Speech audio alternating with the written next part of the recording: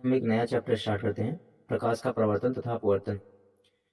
कक्षा 10 उत्तर प्रदेश माध्यमिक शिक्षा परिषद यूपी बोर्ड का है ये। हम लोग पढ़ना स्टार्ट करते हैं। ये प्रकाश का प्रवर्तन तथा अपवर्तन।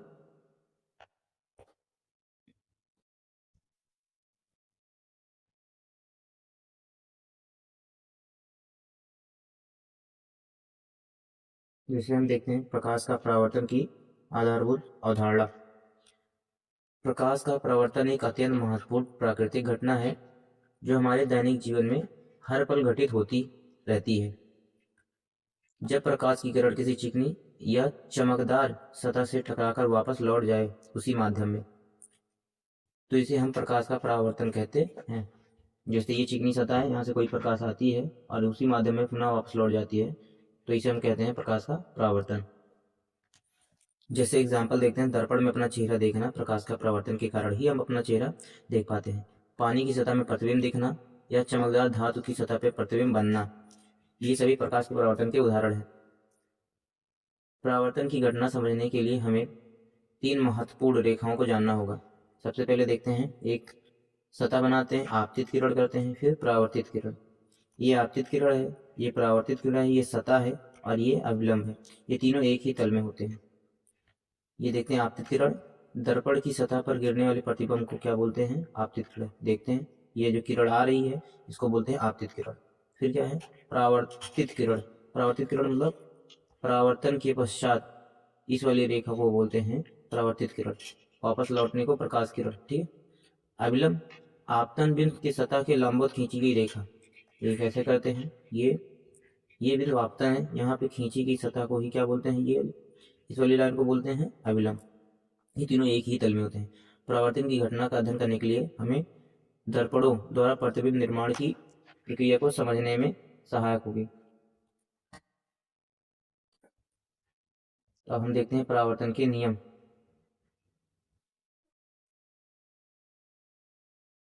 परावर्तन के नियम। प्रकाश की परावर्तन की घटना 2 महत्वपूर्ण नियम का पालन करती है, जिन्हें परावर्तन कहते हैं, प्रकाश का परावर्तन कहते हैं। ये नियम सभी प्रकार के परावर्तनों में लागू होते हैं, चाहे वो सतह के समतल हो या गोलीय। पहला नियम, आपतित किरण, परावर्तित किरण और आपतन बिंदु अवलंब, आपतन बिंदु पर अवलंब तीनों एक ही तल में स्थित होते हैं। यह नियम बताता है कि परावर्तन की घटना समतलीय है। समतलीय मतलब एक ही तल में है। ये आपतित किरण, परावर्तित किरण और अवलंब के तीनों एक ही तल में होते हैं। जो 3 नियम देखते हैं, आपतन कोण, परावर्तन कोण। आपतन कोण को I से इंडिकेट करते हैं, परावर्तन कोण को R से इंडिकेट करते हैं। ये हमेशा बराबर होते हैं, यानी कि कोण I बराबर में कोण R। ये दूसरा नियम है। तो परावर्तन के 2 ही नियम हैं। अब हम देखते हैं प्रत्यक्ष महत्वपूर्ण देखते हैं। ये दोनों नियम सभी प्रकार के दर्पणों, समतल, अवतल, उत्तल दर्पण 3 होते हैं। एक समतल दर्पण, उत्तल दर्पण और अवतल दर्पण के नियम पे लागू होते हैं। आपतन कोण, परावर्तन कोण को हमेशा अविलंब से मापा जाता है, सतह से नहीं। जैसे एक हम बनाते हैं, ये आपतित किरण, परावर्तित किरण और अविलंब, तो कोण यहाँ से नापा जाएगा, ना कि यहाँ से। ये आपतन कोण I और ये परावर्तन कोण R। अब हम देखते हैं समतल दर्पण क्या होता है। समतल दर्पण,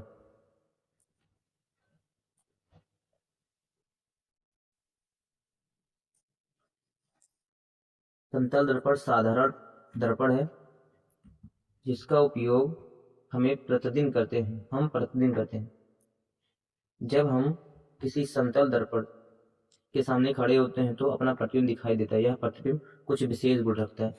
दोस्तों, जब हम अपने किसी शीशे या दर्पण के सामने खड़े होते हैं तो हम अपना चेहरा या प्रतिबिंब उसमें देखते हैं, तो उसमें क्या क्या प्रॉपर्टीज होते हैं, गुण होते हैं, वो देखते हैं।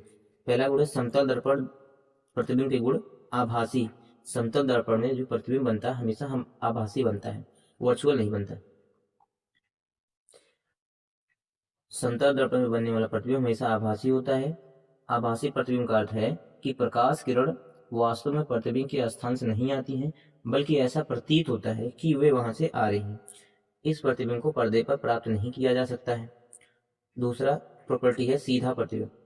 प्रतिबिंब वस्तु के सामने ही सीधा बनता है, अर्थात यदि वस्तु सीधी हो तो प्रतिबिंब भी सीधा होगा, प्रतिबिंब उल्टा नहीं होगा। अब देखते हैं समान आकार। प्रतिबिंब का वस्तु के आकार बराबर होते हैं, यानी कि जितना बड़ा वस्तु रहेगा उतनी बड़ी प्रतिबिंब रहेगी। प्रतिबिंब ना तो बड़ा होता है और ना ही छोटा, बल्कि वस्तु के समान आकार का होता है। समान दूरी देखते हैं। प्रतिबिंब दर्पण के पीछे उतनी ही दूरी पर बनता है जितनी दूरी पर वस्तु दर्पण के सामने होती है। यदि वस्तु दर्पण से 5 मीटर दूर पे है तो प्रतिबिंब भी दर्पण के 5 मीटर दूर पे होगी।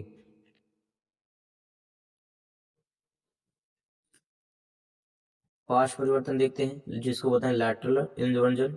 लैटरल इन्वर्जन दर्पण में पार्श्व परिवर्तन की घटना होती है। इसका अर्थ है कि प्रतिबिंब के में बायां भाग दायां और बायां भाग दाईं। यही कारण है कि एम्बुलेंस शब्द में एम्बुलेंस उल्टा लिखा जाता है ताकि दर्पण में सीधा दिखे। अब हम लोग गोलीय दर्पण की बात करते हैं। गोलीय दर्पण परिचय और प्रकार। गोलीय दर्पण वे दर्पण होते हैं जिनकी परावर्तक सतह गोले के एक भाग के रूप में होती है। ये दर्पण समतल दर्पण की तुलना में अधिक उपयोगी होते हैं। समतल दर्पण का ज़्यादा यूज हम लोग चेहरा देखने में ही करते हैं, लेकिन ये जो दर्पण है गोलीय दर्पण, इनका यूज हम ज़्यादा करते हैं क्योंकि ये प्रतिबिंब का आकार बदल सकते हैं। समतल दर्पण में जितनी बड़ी वस्तु रहेगी उतनी बड़ी तो प्रतिबिंब बनता है, लेकिन इसमें प्रतिबिंब को बढ़ा देता है और भिन्न प्रकार के प्रतिबिंब बनाता है। तो हम देखते हैं अवतल दर्पण और उत्तल दर्पण। अवतल दर्पण में क्या होता है दोस्तों, ये उभरा हुआ भाग और अवतल दर्पण में परावर्तक सतह अंदर की ओर धंसी होती है, मतलब ये भाग धंसा हुआ और ये भाग उभरा हुआ है। यह दर्पण प्रकाश किरणों को अवकेंद्रित, केंद्रित या फिर अभिसारित, इसे अभिसारी दर्पण भी कहते हैं। उत्तल दर्पण देखते हैं। उत्तल दर्पण की परावर्तक सतह बाहर की ओर उभरी होती है। यह दर्पण की किरणों को अपसरित बोले तो फैला देता है। इसे अपसारी दर्पण भी कहते हैं। उपयोग देखते हैं। अपसारी दर्पण या फिर अवतल दर्पण का दाढ़ी बनाने में, डॉक्टर के मस्तक दर्पण में, सर्च लाइट वाहन के हेडलाइट में, सौर भट्टी में, दंत चिकित्सा द्वारा दांत देखने में। उत्तल का प्रयोग देखते हैं। वाहन के पक्ष दृश्य यानी साइड मिरर के रूप में, सड़कों के मोड़ पर सुरक्षा दर्पण के रूप में, दुकानों में चोरी रोकने के लिए। उत्तल दर्पण सबसे बड़ा लाभ ये कि अधिक क्षेत्र दृश्य दिखा देता है। अब हम देखते हैं गोलीय दर्पण के महत्वपूर्ण पद। पहला है ध्रुव। ध्रुव क्या होता है, दर्पण के परावर्तक सतह के केंद्र बिंदु, केंद्र बिंदु मतलब मध्य बिंदु। जैसे ये कोई दर्पण है और यहाँ पे इधर कलई है, ठीक है दोस्तों, और ये मध्य बिंदु, ये मध्य बिंदु क्या कहलाएगा, ध्रुव कहलाएगा। इसको हम लोग P से इंडिकेट करते हैं। अब देखते हैं वक्रता केंद्र। जिस गोले का दर्पण एक भाग है उस गोले का केंद्र।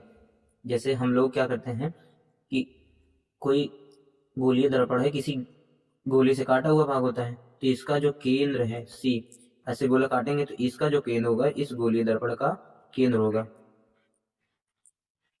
वक्रता त्रिज्या देखते हैं। ध्रुव से वक्रता केंद्र की दूरी को क्या बोलते हैं, वक्रता त्रिज्या। इसको R से इंडिकेट करते हैं।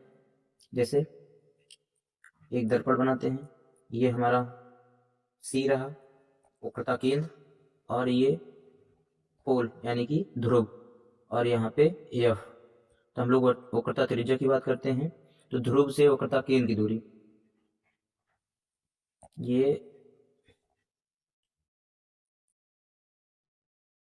यहाँ से ये C है और ये P है, इतनी दूरी R से इंडिकेट करते हैं, यहाँ से यहाँ तक। इसको बोलते हैं वक्रता त्रिज्या। अब हम बात करते हैं मुख्य फोकस।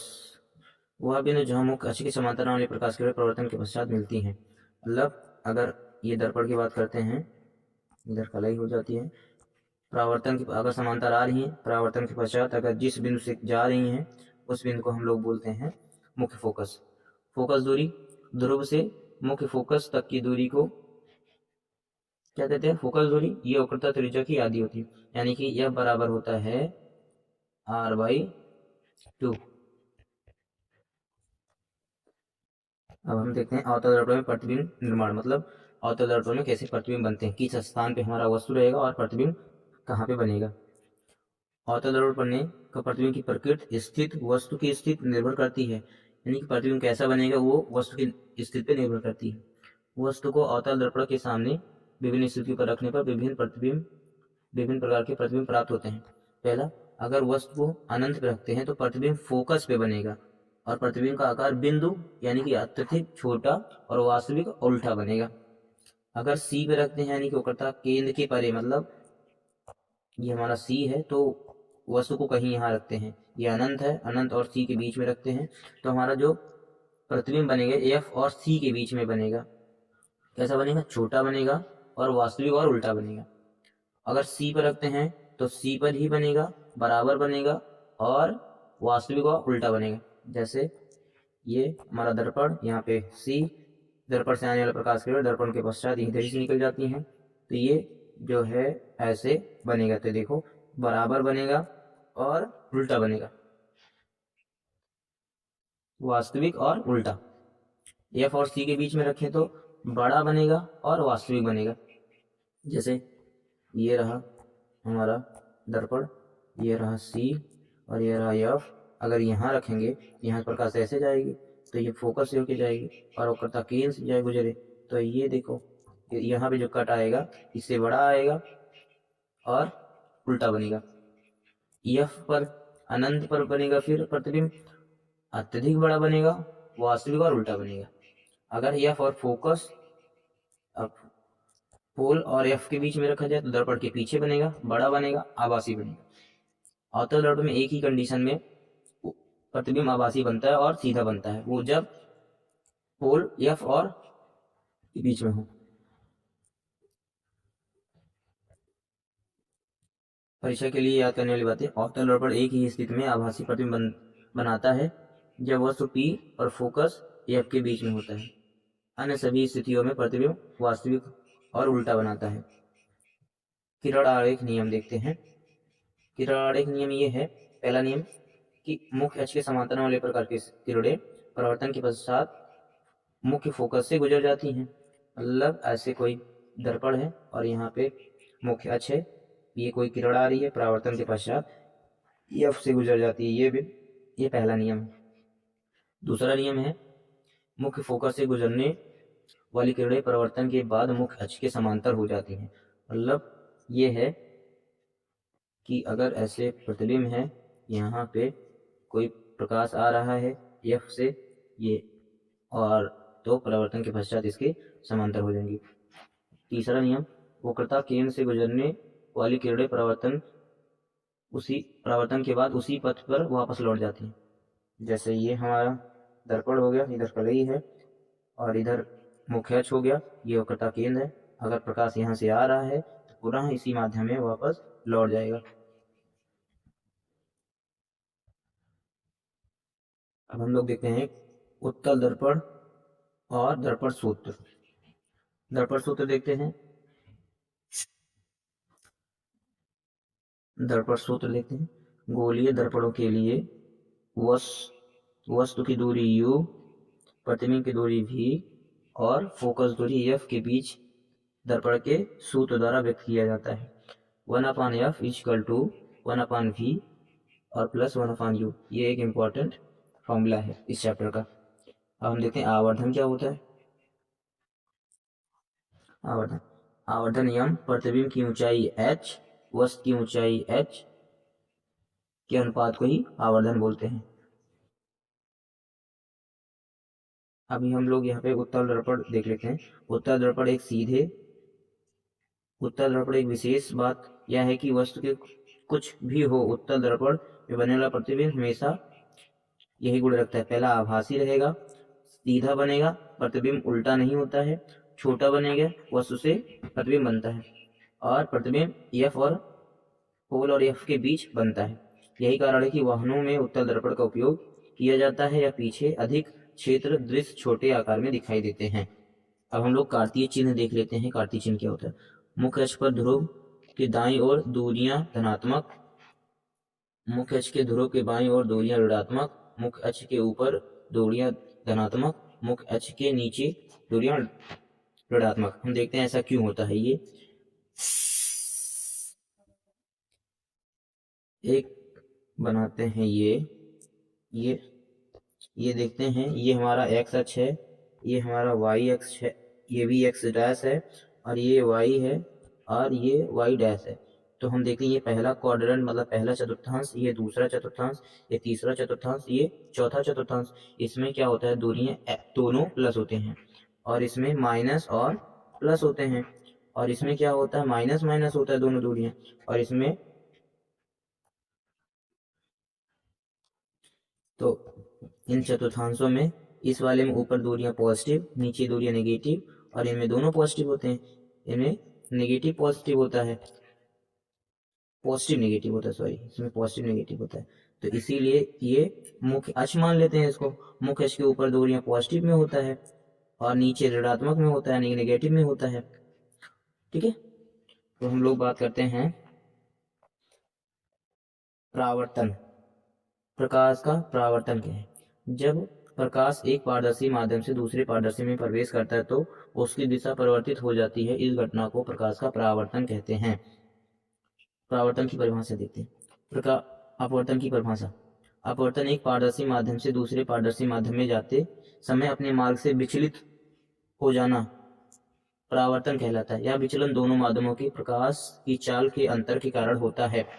मतलब ये है कि ये कोई नीचे कोई मीडियम है, मान लेते हैं जल का मीडियम है, ठीक है, और ये कोई कांच की परत है, नीचे जल है, और कोई प्रकाश ऐसे डालते हैं, फिर से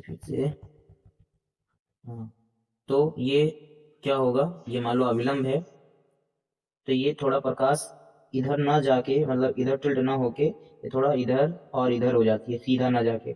इसी घटना को प्रकाश का अपवर्तन कहते हैं। अपने मार्ग से विचलित हो जाता है। अपवर्तन के कारण देखते हैं। विभिन्न माध्यमों में प्रकाश अलग अलग होती है। निर्वात में प्रकाश की चाल 3×10⁸ मीटर पर सेकेंड होती है। वायु में भी उतना होती है, 3×10⁸ मीटर पर सेकेंड। जल में 2.25×10⁸ मीटर पर सेकेंड होती है। कांच में 2×10⁸ मीटर पर सेकेंड होती है। अपवर्तन का मेन कारण यही है कि प्रकाश की चाल भिन्न भिन्न होती है माध्यमों में। दैनिक जीवन में अपवर्तन के उदाहरण देते हैं। पेंसिल को देखते हैं। पेंसिल का मुड़ा हुआ दिखना, मतलब पानी में के भरे गिलास में आधी डूबी पेंसिल हल्की सी मुड़ी हुई दिखाती है। क्यों दिखती है दोस्तों? अपवर्तन की कारण। अब हम देखते हैं तालाब की गहराई। तालाब या स्विमिंग पूल वास्तव में जितना गहरा होता है उससे कम गहरा दिखाई देता है। तारों का टिमटिमाना, तारों का टिमटिमाना ये भी अपवर्तन की घटना के कारण होता है। वायुमंडल में विभिन्न परतों के अपवर्तन के कारण तारे टिमटिमाते दिखते हैं। और टिमटिमाते नहीं है, केवल परावर्तन की घटना के कारण देते हैं। सूर्योदय सूर्यास्त। अपवर्तन के कारण वास्तविक सूर्योदय 2 मिनट पहले दिखाई देता है, वास्तविक अस्त 2 मिनट बाद दिखाई देता है। अपवर्तन के नियम और अपवर्तनांक देखते हैं। पहला नियम है आपतित किरण, अपवर्तित किरण और दोनों माध्यमों में अलग करने वाली सतह, आपतन बिंदु पर खींचा गया एवलम, तीनों एक ही तल में होते हैं। दूसरा नियम को बोलते हैं स्नेल का नियम। ये इंपॉर्टेंट है आपके लिए। किन्हीं दो माध्यमों के लिए आपतन कोण की ज्या यानी कि साइन आई ये रहा, और अपवर्तन कोण की ज्या मतलब साइन आर के अनुपात नियतांक होते हैं, यानी कि कांस्टेंट वैल्यू होता है। और दूसरे माध्यम का पहले माध्यम के सापेक्ष अपवर्तनांक कहते हैं। यानी कि ये जो 2 लिखा है ये दूसरा मीडियम है, ये पहला लिखा है ये पहला माध्यम है। ऐसे ये ऊपर दूसरा वायु माध्यम है। अपवर्तनांक देखते हैं। रिफ्रैक्टिव इंडेक्स क्या होता है? अपवर्तनांक यह बताता है कि किसी माध्यम में कितनी धीमी गति से चलता है, यानी कि प्रकाश कितनी धीमी माध्यम में चलता है। इसे यन से प्रदर्शित करते हैं। परम अपवर्तनांक यानी जिसको बोलते हैं निर्वात के सापेक्ष, यानी कि n इक्वल टू होता है C/V। C क्या है दोस्तों? निर्वात में प्रकाश की चाल। V क्या है? माध्यम में प्रकाश की चाल। इनके विभिन्न माध्यमों में अपवर्तनांक देखते हैं। वायु का अपवर्तनांक 1.0003 लगभग 1 के होता है। जल का अपवर्तनांक 1.33, कांच का अपवर्तनांक 1.5 से 1.9 और हीरे का अपवर्तनांक 2.42। इसी कारण हीरे इतना चमकदार होते हैं क्योंकि उसमें अपवर्तन की घटना ज्यादा होती है। अपवर्तनांक जितना अधिक होगा माध्यम उतना ही सघन होगा और प्रकाश उतनी ही धीमी गति से चलेगा। यानी कि हीरे में जो प्रकाश इंटर करता है वो बहुत धीमी गति से चलता है। तो इसी कारण है कि प्रकाश इसके अंदर जाता है और बाहर निकल नहीं पाता है, बहुत धीमी गति से निकलता है, इसीलिए इतना चमकता है। महत्वपूर्ण तथ्य, हीरे का अपवर्तनांक सबसे अधिक होता है 2.242, इसलिए हीरा इतना चमकदार दिखाई देता है। हीरे में प्रवेश करने वाला प्रकाश बार बार आंतरिक परावर्तन के कारण बाहर नहीं निकल पाता है और चमकता रहता है, यही मेन रीजन है। अब देखते हैं लेंस प्रतिबिंब निर्माण का मानव नेत्र देखते हैं। लेंस का परिचय। लेंस एक पारदर्शी माध्यम प्रायः कांच या प्लास्टिक का बनता है जिसे दो सतहों कम से कम एक सतह गोलीय होती है। लेंस प्रकाश के अपवर्तन के सिद्धांत पर कार्य करता है। लेंस जो है प्रकाश के अपवर्तन के सिद्धांत पर काम करता है, परावर्तन के नहीं। उत्तल लेंस जिसको बोलते हैं कॉन्वेक्स लेंस और अवतल लेंस कॉनकेव लेंस। उत्तल लेंस बीच में मोटा, किनारों पर पतला, यह प्रकाश किरणों को अभिसरित करता है, इसलिए इसे अभिसारी लेंस कहते हैं।